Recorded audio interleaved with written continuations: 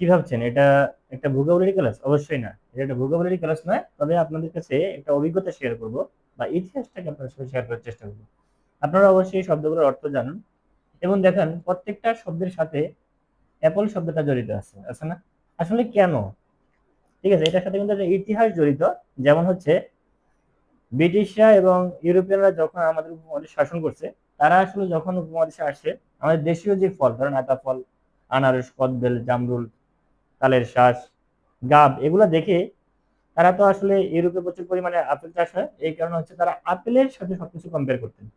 যেমন তারা আতা ফলকে কম্পেয়ার করতেন কাস্টার্ড অ্যাপেল। দেখেন আতা ফলটা দেখতে কেমন, এই দেখতে পাচ্ছেন ভিতরে আতা ফলটা অনেকটা মানে আমরা যে দুধ দিয়ে কিংবা ডিম দিয়ে কাস্টার্ড তৈরি করে যে কাস্টার্ডের মতো, এই কারণে তারা আতা ফলকে বলতেন কাস্টার্ড অ্যাপেল।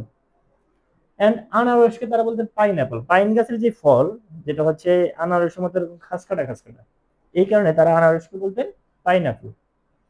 কদবেল, কদবেলের উপরের অংশটা কিন্তু কাঠের মতো শক্ত, এই কারণে এটাকে তারা বলতেন উড অ্যাপল। জামরুল, যেটা আমাদের দেশি জামরুল, এই জামরুলে দেখুন প্রচুর পরিমাণে পানি আছে, তাই না? এই কারণে এটাকে তারা বলতেন ওয়াটার অ্যাপল।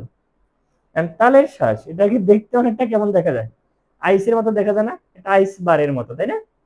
হ্যাঁ, একটা বরফ খন্ড যেমন তেমন দেখা যায়, এই কারণে এটাকে বলা হয়তো আইস অ্যাপল। এবং সবচেয়ে ইন্টারেস্টিং যেটা, সেটা হচ্ছে গাব। এই গাবের যে উপরের অংশটা, এই ভেলভেট অ্যাপল, ভেলভেট মানে হচ্ছে এক ধরনের নরম কাপড়, নরম মসৃণ কাপড়। উপরের অংশটা কিন্তু খুব মসৃণ। হ্যাঁ, যেটাকে আমরা ওই যে মকমলের কাপড় চিনি না, মকমলের মতো আর কি। এই ভেলভেট মানে হচ্ছে অনেকটা মসৃণ নরম কাপড়, মকমলের কাপড়ের মতো। উপরের অংশটা হচ্ছে মসৃণ নরম। ঠিক আছে, এই কারণে এটাকে বলা হয় ভেলভেট অ্যাপল।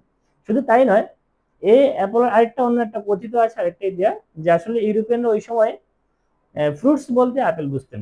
ঠিক আছে, যার কারণে তারা ওই আমাদের যে কোনো দেশীয় ফলের ইংরেজি নামের সাথে আপেল নামটা জড়িয়ে দিতেন। এই ছিল আজকের মতো।